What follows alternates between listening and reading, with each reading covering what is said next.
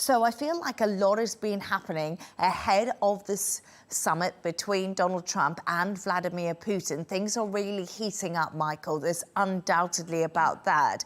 But the big question still is, how important is it for Ukraine to have a seat at the table in discussions about its future? Because now we know that's not going to happen. So I think you can sum it up in one sentence. Without Ukraine at the table, there is no end to the war.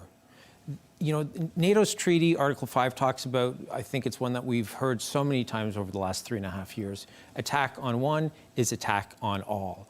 And for EU member states, for the 26 that urged Donald Trump to make sure that President Zelensky was part of this, they are dealing with an existential threat that could become a real threat. Because you have to remember that Russia has an 800-mile border with Finland and a 140-mile border with Poland.